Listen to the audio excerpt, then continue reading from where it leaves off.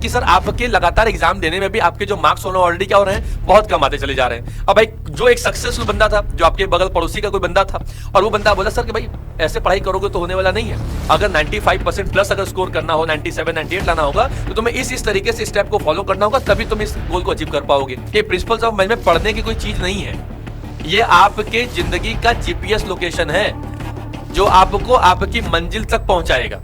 ये है principles of management. देखिए आपको पता है इसमें ऑनलाइन क्लासेस की और ऑनलाइन चीजों की डिमांड बढ़ गई, हर जगह बढ़ गया है। रीजन क्या है सर? अवेलेबिलिटी। अब मार्केट ऐसा हो चुका, अब जैसा मार्केट रहेगा वैसा ही तो हम मार्केट में क्या करेंगे, अपनी स्ट्रेटजी लगाएंगे अपने गुड्स की सेलिंग करने के लिए, करेंगे ना भाई। कि these principles primarily focus on influencing human behaviour and within the organisation to achieve organisational goal. भाई कंपनी के जितने भी, अब समझाएंगे किसको, बताएंगे किसको, बोलेंगे किसको, प्रिंसिपल का फायदा किसको पड़ने वाला होगा, प्रिंसिपल दिया किसने, प्रिंसिपल फॉलो करेगा कौन, प्रिंसिपल इंप्लीमेंट करेंगे किस पे? भाई ह्यूमन पे तो करेंगे।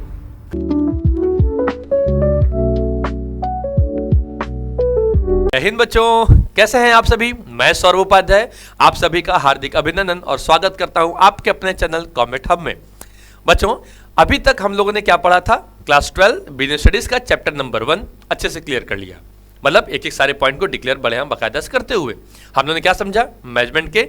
उसमें 2 वीडियो हमारी आई थी, फिलहाल 2 पार्ट में वीडियो भी आई थी चैप्टर नंबर 1 से रिलेटेड। अगर आपने अभी तक नहीं देखा है तो बिल्कुल आप पहले बैक जाइए, पहले पार्ट नंबर 1 और पार्ट नंबर 2 चैप्टर नंबर 1 पढ़ के आइए, देन फिर आप इस वीडियो पे आइए चैप्टर नंबर 2 जिसका नाम है प्रिंसिपल्स ऑफ मैनेजमेंट। हाँ बच्चों, हम लोग आज की वीडियो में इसी चैप्टर को पढ़ने वाले हैं, इसी टॉपिक को पढ़ने वाले हैं।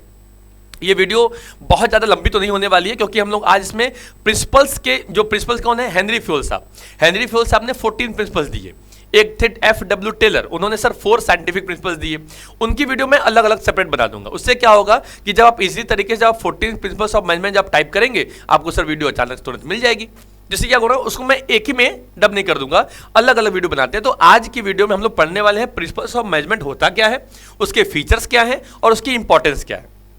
अब सर नाम समझो, प्रिंसिपल्स क्या है? ये सर वो प्रिंसिपल नहीं है जो आपके स्कूल वाले, सर ये वो प्रिंसिपल है सर जिससे कंपनी प्रॉपर तरीके से अपने फर्म को मैनेज करती है। जैसे कोई मैनेजर हो गया, वो मैनेज करता है। अभी आपने क्या पढ़ा है चैप्टर नंबर 1 में? मैनेजमेंट क्या है, उसके नेचर्स क्या है, लेवल्स क्या है, कोऑर्डिनेशंस क्या है, इफेक्टिवली क्या होती है, एफिशिएंटली क्या होती है। ये बस कहानियां ही खत्म नहीं है। तो भाई मैनेजमेंट एक्चुअली में होता क्या है, तो मैनेजमेंट कहाँ से आया है? तो अगर कोई फर्म में मान लीजिए कोई मैनेजर है जो अपनी ड्यूटी परफॉर्म कर रहा है, तो भाई अगर वो किसी प्रॉब्लम में फंस गया तो उस प्रॉब्लम से निकलने का सॉल्यूशन क्या है? वो जो सॉल्यूशन है बच्चों वो प्रिंसिपल्स है। प्रिंसिपल्स क्या है? आर द, जो मैनेजमेंट प्रिंसिपल्स हैं आर द जनरल गाइडलाइंस हैं for the managers to perform their duty in their home और ऑर्गेनाइजेशन ऑल्सो। अब क्या है कि भाई कोई मैनेजर घर में तो ऑलरेडी नहीं जाएगा, बंदा जब भी जाएगा तो ऑफिस को ही मैनेज करेगा ना, ऑफिस में सारे वर्क को मैनेज करेगा। तो रिसोर्सेज को प्रॉपर तरीके से मैनेज करना, चाहे वो मैन हो, मटेरियल हो, मशीनरी हो, मनी हो। लेकिन सर मुझे पता ही नहीं मुझे करना क्या है, तो क्या करना है हम इसी में पढ़ने वाले हैं। तो आइए वीडियो शुरू करते हैं और पढ़ते हैं कि what is principles of management. बच्चों समझिएगा इसमें क्या लिखा हुआ है। इसमें लिखा हुआ है कि meaning of principles of management क्या, समझिएगा कि प्रिंसिपल्स ऑफ मैनेजमेंट क्या है? एक गाइडलाइंस है किसके लिए? That help managers make effective decision. ये क्या करता है? ये सर मैनेजर्स की हेल्प करता है। किसके लिए? कि भाई वो प्रॉपर तरीके से इफेक्टिव डिसीजन ले सकें एंड ऑर्गेनाइजेशंस को लीड कर सकें and lead organisations towards their गोल, जो कंपनी का गोल है। अगर मान लीजिए किसी कंपनी ने ये कहा सर कि मुझे 20% अपनी सेल्स इंक्रीज करनी है, तो भाई इंक्रीज करनी तो उसके लिए हमको प्रॉपर तरीके से हर चीजों को मैनेज करना पड़ेगा ना, जो हमारे सारे रिसोर्सेस हैं। तो ये कैसे होगा? तो मैनेजर्स के लिए क्या है कि एक तरीके से ये गाइडलाइंस फॉलो होता है। आप एक प्रॉपर गाइडलाइन फॉलो कर लो, जिससे क्या करेगा कि जो मैनेजर क्या करेगा अपने लिए, कंपनी के लिए इफेक्टिव डिसीजंस लेगा और अपनी ऑर्गेनाइजेशन को लीड करेगा। किसके लिए? गोल के लिए। And these principles offer a framework for planning, organizing, directing and controlling resources, ultimately improving efficiency and achieving desired outcomes. ये क्या करता है बच्चों? देखो लिखा है ना, ये प्रिंसिपल क्या करता है? एक फ्रेमवर्क प्रोवाइड करता है। फ्रेमवर्क मतलब क्या हो गया सर? एक प्रॉपर तरीके से आपको गाइडलाइंस बना के दे देगा, एक टेबल बना के दे देगा। क्या टेबल मतलब ऐसे नहीं कि वो खुद बना के देगा, मतलब आपको ये करेगा ना कि आपको एक फ्रेमवर्क दे देगा भाई कि हाँ इस सिचुएशन में क्या करना है, अगर इस सिचुएशन में फंस गया तो क्या करना है, अगर ऐसा करना हो तो क्या करना है। एक सिंपल समझ लीजिए बात को कि भाई किसी कंपनी को चलाने के लिए मुझे चाहिए आपकी राय। अगर आप मुझे राय दे देते हैं और मैं उसको अपने कंपनी में इंप्लीमेंट कर देता हूं और मुझे वो सक्सेस मिल गया, तो सर वो राय हमारे लिए क्या प्रिंसिपल्स है। अब सपोज दैट कि सर आपके लगातार एग्जाम देने में भी आपके जो मार्क्स हो ऑलरेडी क्या हो रहे हैं, बहुत कम आते चले जा रहे हैं। अब भाई जो एक सक्सेसफुल बंदा था, जो आपके बगल पड़ोसी का कोई बंदा था, और वो बंदा बोला सर कि भाई ऐसे पढ़ाई करोगे तो होने वाला नहीं है, अगर 95% प्लस अगर स्कोर करना हो, 97 98 लाना होगा, तो तुम्हें इस तरीके से स्टेप को फॉलो करना होगा, तभी तुम इस गोल को अचीव कर पाओगे। अब क्या हुआ भैया, आपने उससे राय लिया ना, वो राय क्या हो गया, वो उनका प्रिंसिपल था, वो उसका सिद्धांत था। हमने उसको लिया और अपने कंपनी में इंप्लीमेंट किया, सक्सेस हो गए, सर हमारी कंपनी बल्ले बल्ले, है ना। तो किसी सफल व्यक्ति से राय लेना। आप कंपनी चला रहे हैं, आप कंपनी, आपके कोई फूफा जी या कोई मौसा जी आ गए, ठीक है, उन्होंने कहा अरे बेटा इसे कुछ आपकी कंपनी नहीं चलेगी, काम करो कुछ ऐसे से जो आपके जो वर्क है उनको छोटे छोटे पार्ट्स में बांट दो, ठीक है, जो तुम वर्कर को जो तुम सैलरी दे रहे हो उन लोगों को उनके स्किल नॉलेज एक्सपीरियंस के हिसाब से दे दो, ठीक है। कौन बंदा किसको रिपोर्ट करेगा, कौन बंदा किससे बात करेगा, कौन किसके लिए अकाउंटेबल होगा, इन हर चीजों को प्रॉपर तरीके से अरेंज करो, तब जाकर क्या होगा, तुम्हारी कंपनी में सक्सेस मिलेगा। मुझे एक बार को लगा यार कि फूफा जी मौसा जी बात सही कर तो रहे हैं। अब उन्होंने क्या दिया, केवल राय दिया, अब उसे एक्सेप्ट करना न करना ये मेरी बात है। हमने क्या किया, हमने चलो भाई एक्सेप्ट करके देखते हैं, हो सकता है भाई कि कहीं इसी में हमारी सफलता का राज छुपा हो। तो क्या किया, हमने मैनेज किया, प्रॉपर तरीके से प्लानिंग किया, रिसोर्सेज प्रॉपर तरीके से कलेक्ट किए, लोगों को डेजिग्नेशन डिवाइड कर दिया, उसके हिसाब से फिर मैंने सर लोगों की सैलरी डिस्ट्रीब्यूट कर दी, अपने जो वर्क थे उन वर्क को छोटे छोटे छोटे छोटे पार्ट्स में क्या कर दिया, डिवाइड कर दिया। अब इससे क्या हो गया सर, मेरी कंपनी में सर लगातार सर मैं देख रहा हूं कि एफिशिएंसी सर इंक्रीज हो रही है, ट्रेन जो वर्कर्स हैं सर एफिशिएंटली वर्क कर रहे हैं, हमारी कंपनी को सर लगातार प्रॉफिट भी गेन रिसीव हो रही है। अब चीजें क्या है, मौसा जी जो फूफा जी थे उन्होंने कुल मुझे राय दिया था, उस वो राय हमारे लिए क्या हो गई, सिद्धांत, एक तरीके से हमने कंपनी में इंप्लीमेंट कर लिया और हमें क्या मिल गई, सफलता मिल गई, सक्सेस मिल गई। वो क्या हो गया, वो प्रिंसिपल्स हो गए। उसी तरीके से किसी कंपनी या किसी फर्म में अपने गोल को प्रॉपर तरीके से अचीव करने के लिए कुछ प्रिंसिपल्स भी जिंदगी में फॉलो किए जाते हैं। आई बात समझ में। तो याद रखिएगा, मैनेजमेंट कोई पढ़ने की, ये जो प्रिंसिपल्स है ना, ये प्रिंसिपल्स ऑफ मैनेजमेंट पढ़ने की कोई चीज नहीं है, ये आपके जिंदगी का जीपीएस लोकेशन है जो आपको आपकी मंजिल तक पहुंचाएगा। ये है प्रिंसिपल्स ऑफ मैनेजमेंट। आई बात समझ में। आइए शुरू करते हैं फिर से। क्या समझते हैं, आपको प्लान करने में, ऑर्गेनाइज करने में, डायरेक्टिंग मतलब लोगों को इंस्ट्रक्शन प्रोवाइड करने में और कंट्रोल करने में। भैया आपने जो स्टार्टिंग में जो प्लानिंग किया था उसके हिसाब से हमारा आउटपुट क्या आया, ये कंट्रोलिंग भैया बताएंगे।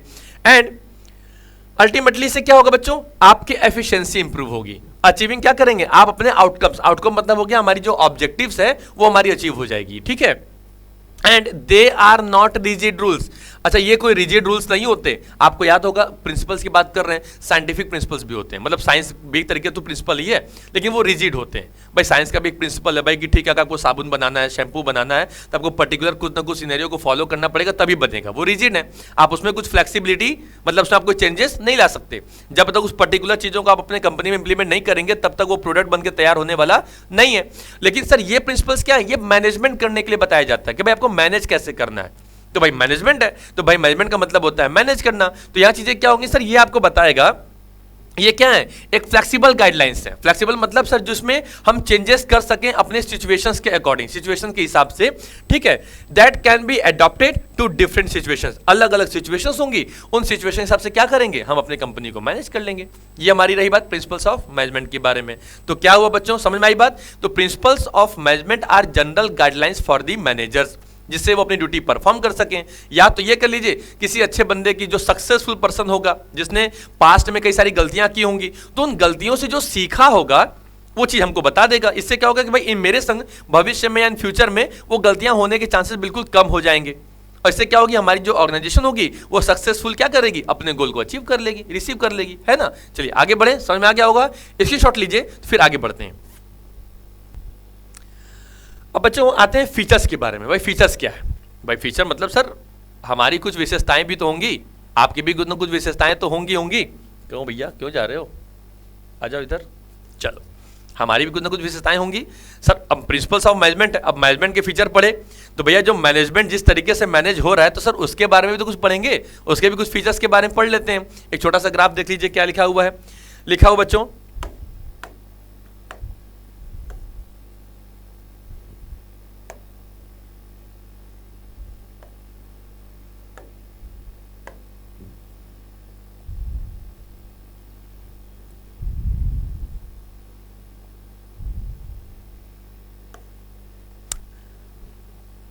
तो आइए बच्चों, अभी ग्राफ है, इसको यहाँ शुरू करते समझते हैं। ठीक है, पहला क्या बच्चों देखिएगा, एज ए यूनिवर्सल एप्लीकेबिलिटी। क्या मतलब सर, ये यूनिवर्सल एप्लीकेबल है। अब इसके बारे में डीपली भी पढ़ेंगे, लेकिन पहले एक शॉर्ट नोट पढ़ लेते हैं। यूनिवर्सल मतलब बच्चों हर जगह पे मैनेजमेंट प्रिंसिपल्स की रिक्वायरमेंट होती है। फ्लेक्सिबिलिटी मतलब सर इसको अपने अपने सिचुएशन के हिसाब से क्या कर सकते हैं, हम मैनेज कर सकते हैं। प्रिंसिपल जो हमारी कंपनी को अच्छा लगेगा हम उसको इंप्लीमेंट करेंगे, जो राय अच्छी नहीं लगेगी सर उसको साइड में रख देंगे, फिर कभी फ्यूचर में यूज करेंगे। अगला है क्या है, ये हमारे लिए सर जनरल गाइडलाइंस है। हमारे लिए मतलब एज ए मैनेजर्स के लिए जनरल गाइडलाइंस है। आपको भी तो जिंदगी जीनी है भाई, तो जिंदगी जीने के लिए कुछ लोगों से तो मिलना पड़ेगा, कुछ लोगों से कुछ सीखना तो पड़ेगा। भैया आपने क्या गलती की, आपने क्या किया, तो वो चीज़ मेरे संग ना होने पाए, मैं भी इसी प्लेटफॉर्म पे चल रहा हूँ, अब बताइए क्या करना होगा। तो गाइडलाइंस मिलेगी मुझे, तो गाइडलाइंस से क्या होगा, मेरे गोल अचीव हो जाएंगे। मेरा गोल मतलब मेरे जो भी आउटकम्स होंगे वो अचीव हो जाएंगे। उसके बाद क्या है, बिहेवियरल नेचर हमारा कैसा होगा, कॉज एंड इफेक्ट रिलेशनशिप क्या होती हैं, फॉर्मेशंस किस तरीके से कंपनी शुरू होती है, और डिपेंड ऑन सिचुएशन। ये किस पे डिपेंड करता है सर, सिचुएशन पे। सिचुएशन कैसी रहेगी वो डिपेंड हमारे इस पे पॉइंट पे करेगा। ठीक है, चलिए आइए आगे बढ़ते हैं।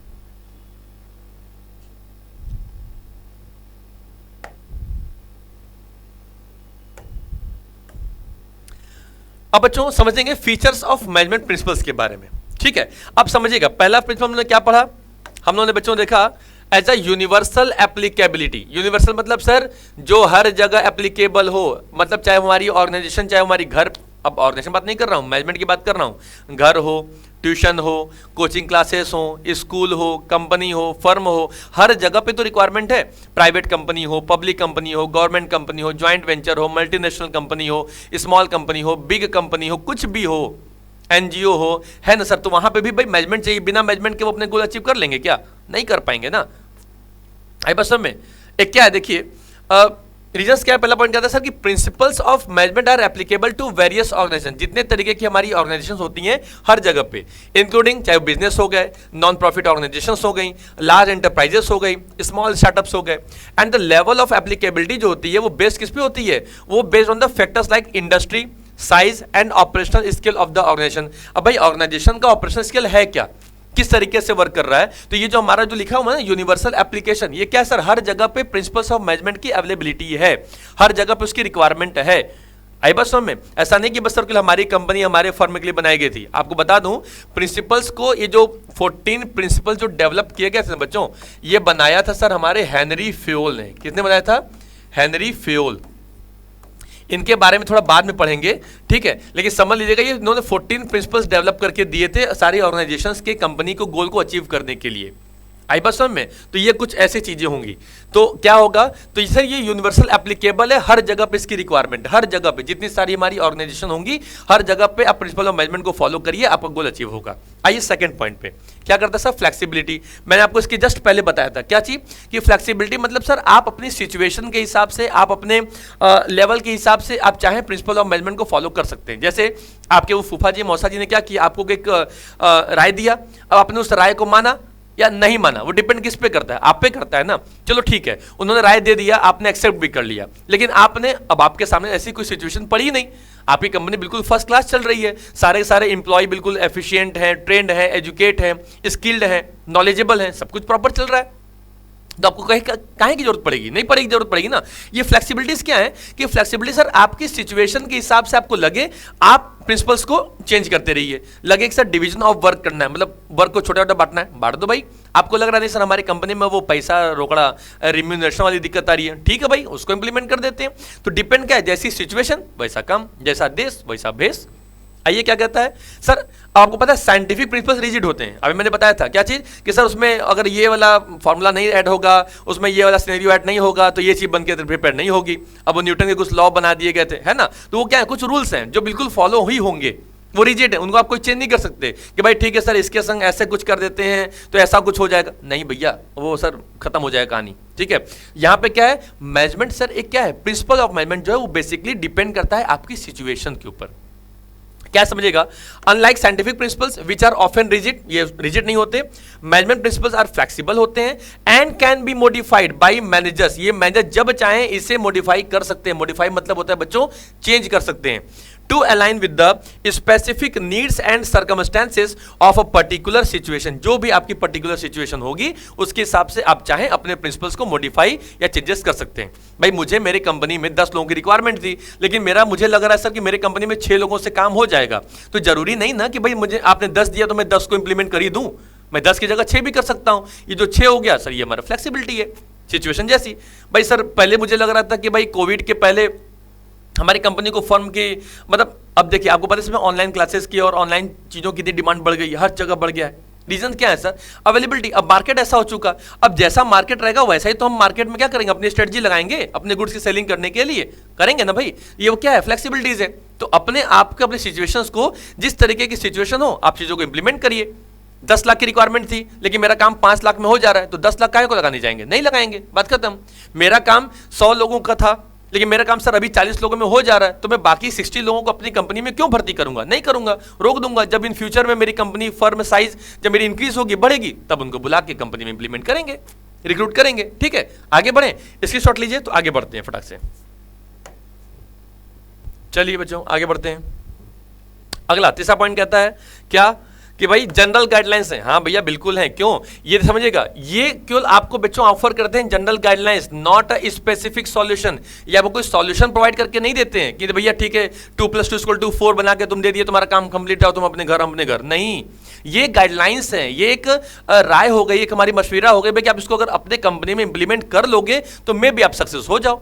जिस तरीके से अगर मेरे पर्टिकुलर किसी पॉइंट ऑफ व्यू को अगर मैं आपको बताया कि बच्चों इस तरीके से पढ़ा जाए, इस तरीके से अगर क्वेश्चन आंसर लिखा जाए तो एग्जाम में सर नंबर अच्छे बढ़ सकते हैं, तो ये तो भाई मेरी राय है ना, सॉल्यूशन थोड़ी ना कि भाई मैंने बता दिया कि नहीं 6 मार्क्स वाले में तुम 1.5 पन्ना लिख करके आओ तभी तुम्हें मार्क्स मिलेगा, ऐसा तो मैंने कुछ बताया नहीं। क्या है, पर्टिकुलर आपका क्वेश्चन जैसा भी हो लेकिन उसका आंसर आपसे मैच करना चाहिए ना। ये क्या है, वही मैनेजमेंट है। तो क्या ये गाइडलाइंस है, ये आपके लिए कोई रेडीमेड सॉल्यूशन दे के नहीं जा रहा है कि भाई हमको तुम इंप्लीमेंट करो तुम्हारी कंपनी को बहुत बल्ले बल्ले हो जाएगी, ना, बिल्कुल ऐसा कुछ नहीं होने वाला। फॉर ऑल मैनेजरल प्रॉब्लम्स, जितनी सारी प्रॉब्लम्स हैं which are often complex and dynamic है नेचर में, managers need to adopt and apply these principles creatively depending on the specific situation and organizational क्या है कॉन्टेक्स्ट है। तो भाई जैसी हमारी ऑर्गेनाइजेशन होगी, जैसी हमारी सिचुएशन होगी, उस तरीके से प्रिंसिपल को क्या करेंगे, इंप्लीमेंट डालेंगे, करेंगे। आगे बढ़े, मेनली बिहेवियरल। अब देखो ये क्या है, देखो बच्चों, अब भाई मैनेज किसे करेंगे, मैनेजमेंट किससे काम चलेगा, ह्यूमन से ही चलेगा ना सर। भाई हम हैं, आप हैं, पढ़ाई किससे हो रही है, इसी से हो रही है। राय किससे मांगने जाएंगे, मशीन से बोलेंगे हेलो मशीन कुछ बोलो, हेलो हाय, ऐसा नहीं बोलेगी ना।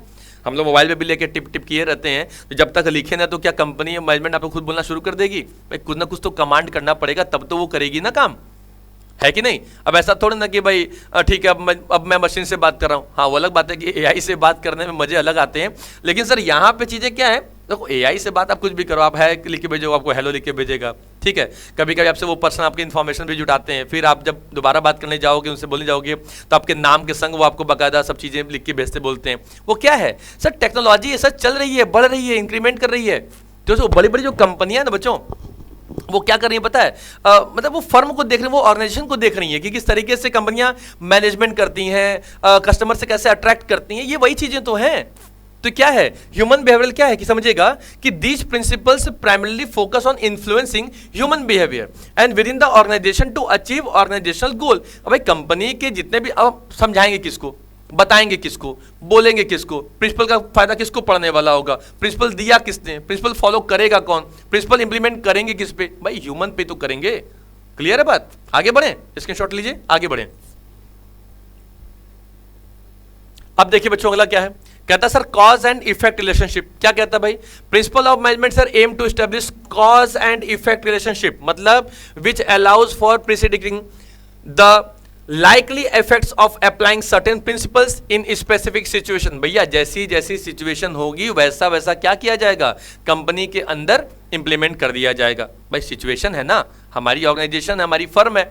अब देखो कॉज क्या होता है, इफेक्ट क्या होता है, समझो पहले समझो क्या होगा। भाई मेरी कंपनी में क्या है ना कि सर जो कंपनी की जो एम्प्लॉयज हैं वो एक मिनिमम टाइम होने के बाद या कुछ टाइम एक्सपेंड करने के बाद हमारी कंपनी को छोड़ के चले जा रहे हैं। भाई कारण कॉस्ट तो समझ में आ गया, अब कॉस्ट क्या हो गया सर कि भाई कंपनी को छोड़ के जा रहे हैं। इफेक्ट क्या होना चाहिए, भाई रुकें, भाई रुकेंगे तभी तो हमारी कंपनी फर्म आगे बढ़ेगी। तो भाई सीधे क्या है, हो सकता है सर कि मेरी कंपनी में उनको सेफ एंड सिक्योर इन्वायरमेंट नहीं मिल रहा है, समझ रहे हैं? वो कॉज मैंने आपको प्रिंसिपल दिया ना, तो प्रिंसिपल क्या है, तो कॉज आपके संग क्या था, वो छोड़ के जा रहे हैं। मैंने आपको प्रिंसिपल क्या दिया, क्या दिया, प्रिंसिपल ये दिया कि भाई अपनी कंपनी की जो सेफ्टी एंड सिक्योरिटी वो बढ़ा दो।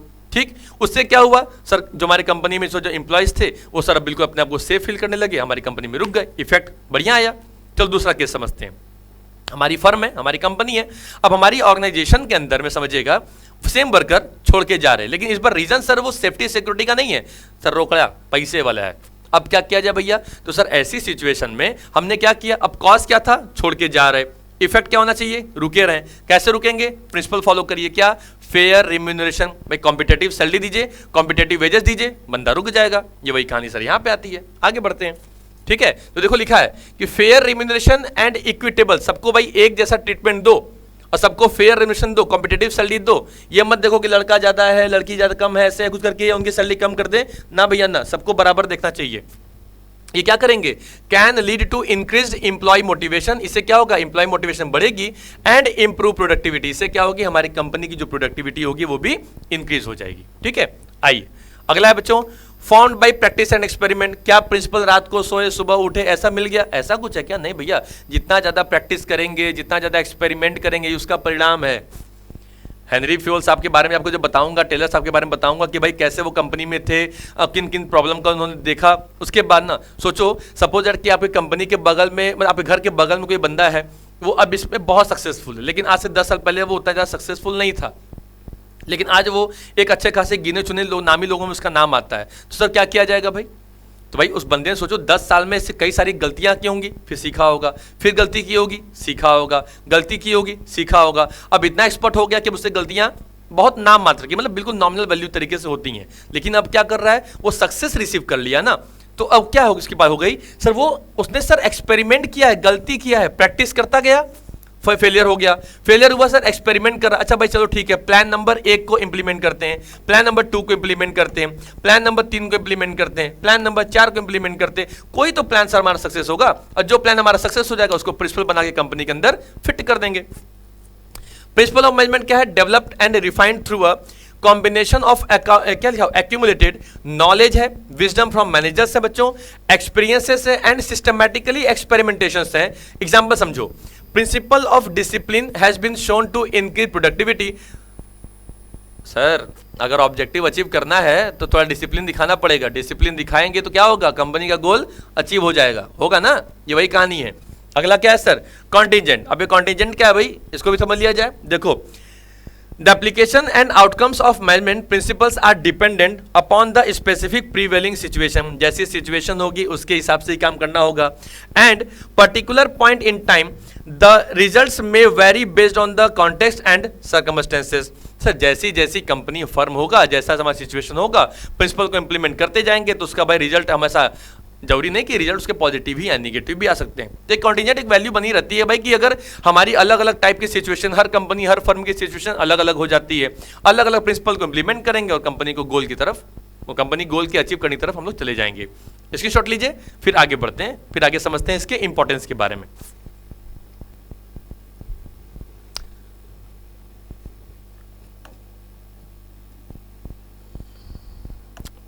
पढ़ा जाए बच्चों इंपॉर्टेंस के बारे में। इंपॉर्टेंस ऑफ मैनेजमेंट समझा जाए तो समझने पहले से बात समझा जाए, भाई कोई मैनेजर है, ठीक है, तो भाई मैनेजर भाई अब प्रिंसिपल को फॉलो भी कर रहा है सर, तो ऑलरेडी क्या करेगा, वो इंपॉर्टेंस भी समझेगा, फीचर समझ लिए। अब समझते हैं इंपॉर्टेंस के बारे में, क्यों जरूरी है सर हमारी ऑर्गेनाइजेशन में। भाई रिक्वायरमेंट है सर, बिना मैनेजमेंट प्रिंसिपल कुछ नहीं होने वाला है, कंपनी चलेगी तभी आगे बढ़ेगी। समझ रहे हैं क्या है, समझिए।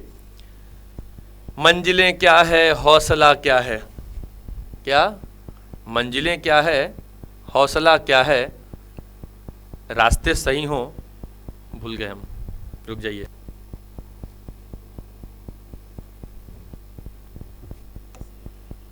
समझिएगा, मंजिलें क्या है, रास्ता क्या है, मंजिलें क्या है, रास्ता क्या है, हौसला हो तो फासला क्या है।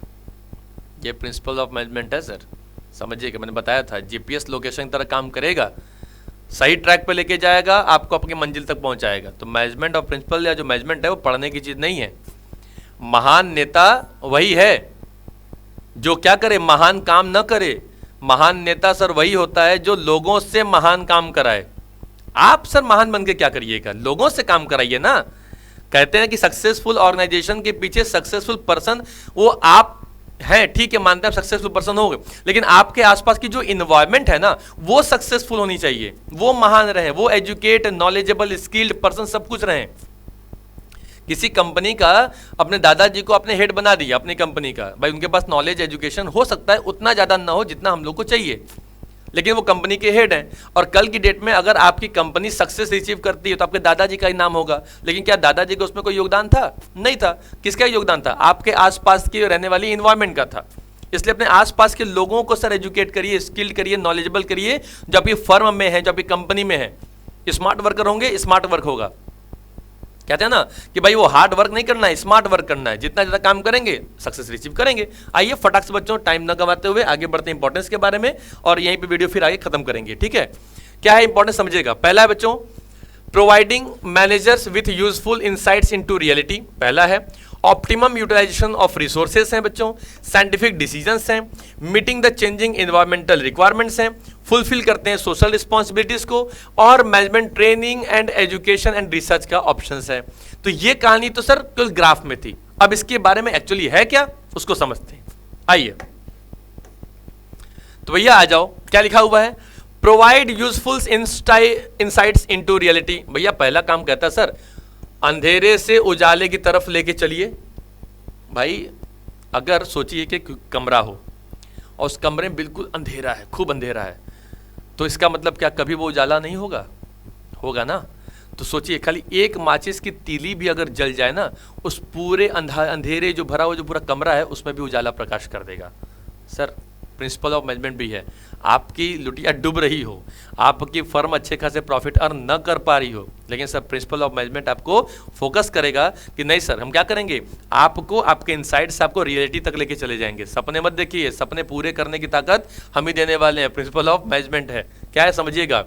मैनेजमेंट प्रिंसिपल बच्चों ऑफर करता है मैनेजर्स को, एक स्ट्रक्चर देता है जिसमें आप अंडरस्टैंडिंग ऑर्गेनाइजेशनल डायनेमिक्स समझ सकते हैं, आप हैं एम्प्लॉय के बिहेवियर को आप समझेंगे, इफेक्टिव मैनेजरल प्रैक्टिसेस क्या होती हैं इसके बारे में समझेंगे। इससे क्या होगा बच्चों, मैनेजर्स को ना हेल्प मिलेगी लर्न सीखने का, किसके, पास्ट एक्सपीरियंस के बारे में, एंटिसिपेट पोटेंशियल प्रॉब्लम्स के बारे में, और भी कई सारे इन्फॉर्म डिसीजंस के बारे में, इन फ्यूचर में क्या करना है, कैसे करना होगा, कैसे आगे बढ़ना होगा, ठीक है, वर्कर से काम कैसे कराना होगा, ये सब चीजें ऑलरेडी यहाँ पे मेंशन किया होगा।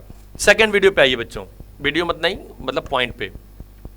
इनेबल करता है बच्चों ऑप्टिमम रिसोर्सेस यूटिलाइजेशन के बारे में, या आप ये भी पढ़ सकते हैं enable optimum utilisation of resources के बारे में। क्या है बच्चों, by understanding and applying management principles organisations can optimise the use of their resources. Proper तरीके से, चाहे वो हमारे फिजिकल रिसोर्सेस हो, फाइनेंशियल रिसोर्सेस हो, चाहे वो ह्यूमन रिसोर्सेस हो, प्रॉपर तरीके से यूज किया जा सके।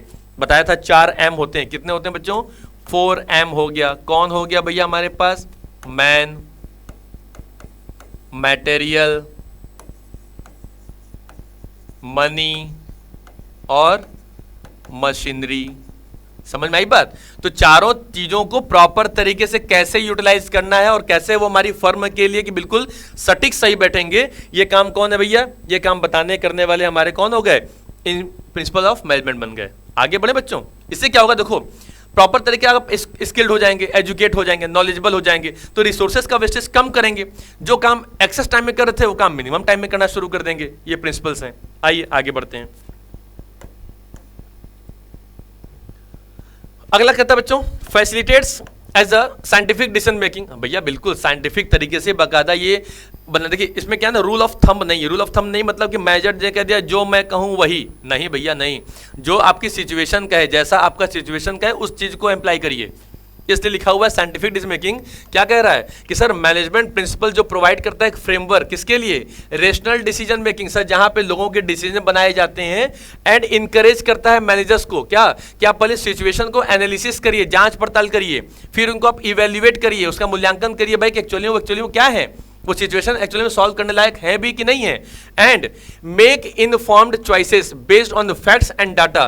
फिर जो आपके पास जो फैक्ट्स हैं, डाटा के बेस पे क्या किया जाए, उनको रिलाय करिए और अपने कंपनी में क्या कीजिए, उन सारे प्रिंसिपल्स को इंप्लीमेंट कर दीजिए। तो जैसी जैसी आपकी ऑर्गेनाइजेशन रहेगी उस तरीके से प्रिंसिपल्स को इंप्लीमेंट करना रिस्पॉन्सिबिलिटी आपकी। आगे बढ़ते हैं बच्चों। मीटिंग चेंजिंग इन्वायरमेंट रिक्वायरमेंट्स, ये क्या कहता है देखिएगा, necessitates a dynamic and adaptable approach to management where principles are flexible होते हैं, adjust to suit the specific context के संग आते हैं बच्चों, समझिएगा। जैसी जैसी हमारी इन्वायरमेंट चेंज होगी तो सर हमारा सिचुएशन भी चेंज होगा, सिचुएशन चेंज होगी तो हमारी प्रिंसिपल भी चेंज हो जाएगी, है ना। तो अब देखो हमारी सिचुएशन पहले कुछ और थी, अब हमारी कुछ और होगी। कोविड के पहले बिजनेस कुछ और तरीके से कंसर्न किए जाते थे, मतलब बेसिकली बहुत सारे जो हमारे बिजनेस थे, कोविड नहीं, कोविड से थोड़ा 2-3 साल और पहले आइए तो 10 साल पहले हमारे बिजनेस ऑफलाइन मोड पे थे, आज हम ऑनलाइन मोड पे हो गए। आज कस्टमर आपको ऑफलाइन सर्च नहीं करता, आज कस्टमर आपको ऑनलाइन सर्च कर रहा है। हमारी वीडियो भी सर अगर वीडियो में जाएगी, आप सर्च करेंगे तो सर ऑनलाइन ही डालेंगे ना, कॉमेट हब के नाम से वीडियो करेंगे। ये क्या है, ये वही चीज तो है। तो जिस तरीके से सिचुएशन हो, जैसे फैक्ट हो, जैसे वैल्यूज हो, उस तरीके से उसको इंप्लीमेंट करिए। रिक्वायरमेंट है किसके लिए, जैसी जैसी इन्वायरमेंट चेंज हो जाए उस तरीके से हम अपने आप को इंप्लीमेंट कर दें। अगला क्या कहता है बच्चों, तो organisation must be prepare to embrace change, analyse करना इंपैक्ट को, फिर इंप्लीमेंट करना जो नेसेसरी एडजस्टमेंट होंगे। इससे क्या होगा, आप कॉम्पिटेटिव बनेंगे और इफेक्टिव बनेंगे। मतलब मार्केट में सर रहना तो नाम दिखे भाई, जिंदा हो तो जिंदा दिखो, ठीक है। अकड़ मुर्दे की पहचान है, सबको पता है, इसलिए सर जिंदा है तो जिंदा दिखना चाहिए। जिंदा रहेंगे सर आबाद रहेंगे, ठीक है। सारे जहां से अच्छा हिंदुस्तान हमारा। अब अगला बच्चों आते हैं लास्ट पॉइंट पे, पहले आप इसका स्क्रीनशॉट लीजिए, शायद लगता हो गया, कोई बात नहीं, चलिए आगे बढ़ते हैं। इसके आप पहले स्क्रीनशॉट ले लीजिए, फिर आगे बढ़ते हैं। क्या है समझिएगा, फुलफिलिंग सोशल रिस्पॉन्सिबिलिटीज, ये क्या कहता है बच्चों, समझिएगा। फुलफिलिंग करता है सर आपकी सोसाइटल, भाई समाज का भी सेवा तो करना ही हमारी जिम्मेदारी है, तो समाज से हम आगे बढ़ेंगे ना। तो क्या है, मैनेजमेंट इन्वॉल्व करता है सर इनकॉर्पोरेट करना एथिकल एंड सोसाइटल कंसिडरेशंस के बारे में। बिजनेस ऑपरेशन जो होता है सर डिसीजन मेकिंग हो, ऐसा सोचें सर कि प्रॉफिट मैक्सिमाइजेशन हमारा काम होता है, लेकिन साथ साथ में सर हम जिससे जुड़े होते हैं, शेयर होल्डर, कंपनी का एम्प्लॉयर हमारे पास हो गए, सप्लायर हो गया, इन्वेस्टर्स हो गए, स्टेक होल्डर्स हो गए, हर कोई बंदा सोसाइटी से जुड़ा हुआ है। तो हम केवल अपने वेलफेयर के बारे में, अपने ऑब्जेक्टिव गोल के बारे में न सोच करके सोसाइटी के ऑब्जेक्टिव्स के बारे में भी सोचें। वो क्या कहलाता है सर, फुलफिलिंग करती है सोशल रिस्पॉन्सिबिलिटी। और ये पॉसिबल तभी हो पाएगा जब आप अपनी कंपनी में प्रिंसिपल्स फॉलो करेंगे और प्रिंसिपल्स का इंपैक्ट आपके लिए पॉजिटिव होगा, तब आप सोसाइटल ऑलरेडी क्या होंगे, ऑब्जेक्टिव अचीव करेंगे।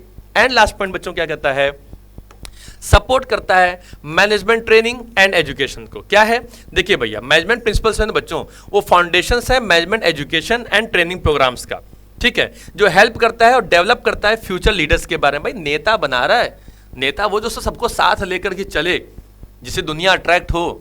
देखें ना मोदी जी को, कहीं भी चले जाएं सर लाखों की भीड़ अपने आप ऐसे ही जुड़ जाती है। लोगों को देखने का नशा है सर, लोग देखना पसंद करते हैं, उनको सुनना पसंद करते हैं। क्यों, लीडर सर वक्तव्य शैली, आपके बोलने का तरीका, आपके समझाने, आपके कहने का तरीका, हर कोई चीज है, एक ही बुक है, एक ही कॉपी है, लेकिन सबके पढ़ाने बताने बोलने का तरीका बिल्कुल क्वाइट डिफरेंट है ना।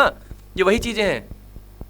क्या कहता है सर, मैनेजमेंट सपोर्ट करता है ट्रेनिंग एंड एजुकेशन सिस्टम को। फ्यूचर लीडर्स आप बना रहे हैं, मैनेजर्स जो हो रहे हैं सर, वो अपने कुछ नेसेसरी स्किल्स और नॉलेज के संग क्या करेंगे, वो इफेक्टिवली चीजों को मैनेज कर पाए।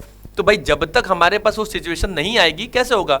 असफलता होना भी सफलता की पहली सीढ़ी है। आई बात समझ में, अगर आप असफल हो रहे हैं तो मतलब आप सफलता की तरफ चल रहे हैं। सर हम खाली बैठे हुए हैं, मतलब कोई बंदा क्या जाने, घर से बैठे बैठे मरे यार इस बॉल पे तो उसको बंदे को 6 मारना चाहिए। भैया जो मैदान में उतरा, जो जंग लड़ा ही नहीं, उसको जीत और हार का क्या मतलब पता है। और हम यहाँ बैठे किसी को ज्ञान देंगे, पॉसिबल नहीं है सर। तो मैदान जंग में आइए, उतरेंगे, ये समझ में आएंगी, ठीक है। तो आइए इसके आप स्क्रीनशॉट लीजिए फटाक से, तो फिर हम लोग आगे चलते हैं। चलिए बच्चों ये हो गया। अब बच्चों आज का जो मेन टॉपिक है, हम लोग आज यहीं पे इसको आज खत्म कर देते हैं, ठीक है बच्चों। अब हम लोग शुरू करते हैं आज की वीडियो, आज यहीं पे हम लोग की समाप्त हो जाएगी। लेकिन आप लोगों के लिए एक छोटा सा संदेश, ठीक है। देखो, काम करो ऐसा कि पहचान बन जाए, काम करो ऐसा कि पहचान बन जाए, कदम चलो ऐसा कि निशान बन जाए, कदम चलो ऐसा कि निशान बन जाए। जिंदगी तो हर कोई काट लेता है, जिंदगी तो हर कोई काट लेता है, लेकिन तुम जिंदगी ऐसी जियो कि लोगों के लिए एक मिसाल बन जाए। इसी बात के संग बच्चों आप स्वस्थ रहिए, मस्त रहिए, व्यस्त रहिए, अपना ध्यान रखिए। जल्दी मिलते हैं चैप्टर नंबर 2 के पार्ट नंबर 2 वीडियो में, प्रिंसिपल्स ऑफ मैनेजमेंट के बारे में, जहां हम लोग FW टेलर के प्रिंसिपल्स के बारे में डिस्कशन करेंगे। फिर जो पार्ट नंबर 3 की वीडियो आएगी उसमें पढ़ेंगे प्रिंसिपल ऑफ मैनेजमेंट के हेनरी फ्यूल के 14 प्रिंसिपल्स के बारे में। तब तो बच्चों ध्यान रखिए, खुश रहिए, मस्त रहिए। जय हिंद, जय भारत।